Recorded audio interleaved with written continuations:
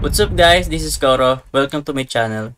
Nag-share ako ng opinions ko, experiences at iba pa na related sa crypto, NFT or Web3 projects. I'm a part of Marites Gaming Guild and Zen Talpakan Guild, mga community na tumutulong para ma-educate ang mga tao about crypto and investing.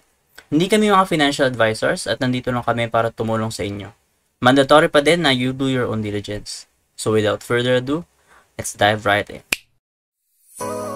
Yo guys, what's up? Koro NFT nga para yun. For today, bibigyan ko ng update dito kay Daily Shop. So if ever guys, hindi nyo pa napapanood yung aking initial review dito, I suggest panoorin nyo muna siya para malaman nyo yung mismong mechanics kung paano gumagana or paano lalaroin si Daily Shop. And yun nga guys, as you can see, kakalaunch lang nila nitong August 15, which means around 3 days ago pa lang naka-live itong si Daily Shop. And yun nga, meron sila ditong konting mga details, no? So you can see 1:1 yung coin natin in USDT.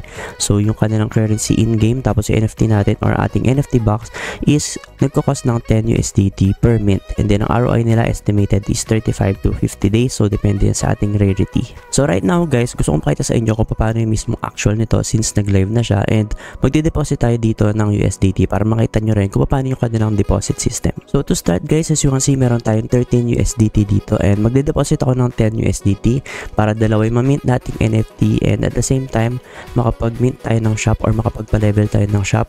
As you can see kasi ang shop natin is level 0 lang, which means ang kailangan nating i-hold or ang kaya nating i-hold dito is 1 NFT lang. Since dalawang NFT i-mint ko, kailangan kong i-upgrade yung aking shop into level 2. So ang price naman ito is 3 USDT, kaya meron akong 13 USDT and magde-deposit ako ng 10 USDT para dalawa yung ma-mint ko na NFTs. So start tayo, click natin itong deposit, then as you can see, pay now. So lagyan natin yung 10 USDT. As you can see, meron ka dapat sa MetaMask guys. As you can see, ito yung ating MetaMask. Meron ako 10 USDT and then konting pang gas fee, no? So going back, so click natin itong pay now. So after natin click yung pay now, syempre may konting gas fee lang tayong babayaran. As you can see, 0.05 USDT lang, or I mean BNB.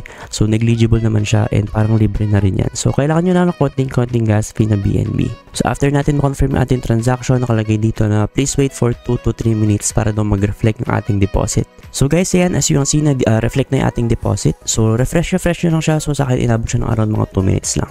So proceed tayo sa ating next step. So ang gagawin natin is yung shop natin is i-level up natin into level 1. So click natin itong shop. Then after nyan, click natin itong upgrade dito sa level 1. So after clicking upgrade doon, nakalagay dito na successful. So nabawasan yung ating USDT ng 3 USDT.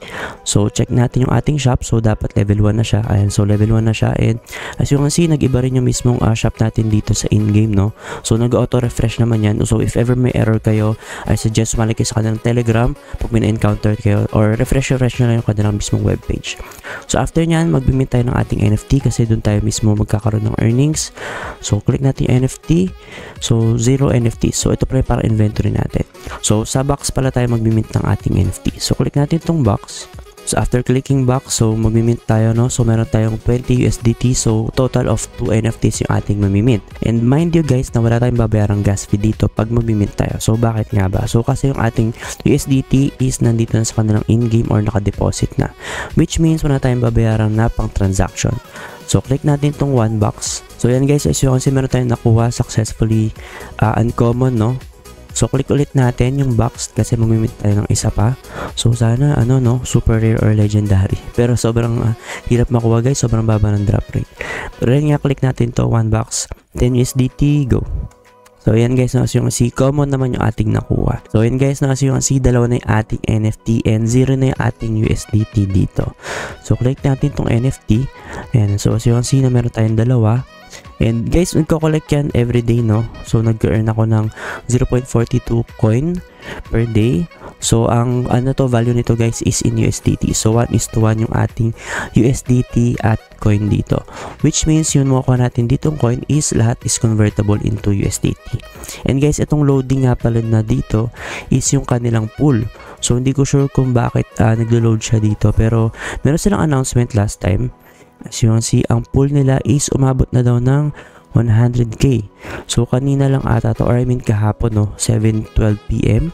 kahapon. So ayan, as you can see, meron silang total pool na 98k USDT, which means lahat ng nag-invest dito is around 98k USDT na. So I'm not sure if bakit naglo-loading to, siguro nag-update sila or something. Pero yun nga, abang-abangan nyo lang if mag-update to para makita nyo rin yung pool if ever tumataas siya or bumababa. Pero I think guys, pataas pa to kasi bababa lang to after few days, no, or few weeks kapag nagsimula na mag-TP yung mga whales or ibang mga naunang nag-invest dito. And doon nga pala guys, ulitin ko, if ever hindi nyo pa napapanood yung una kong video dito or initial review, I suggest na panoorin nyo siya para maintindihan nyo kung paano nilalaro si Daily Shop. Pero to give you an overview ng kanilang details, so as you can see, magmimint ka lang naman, upgrade ka ng shop, magmimint ka ng NFTs, tapos yun nga, magko-collect ka na everyday or automatically mag-earn ka na ng coins. And yung coins natin is convertible into USDT and pwede natin siyang withdraw eventually.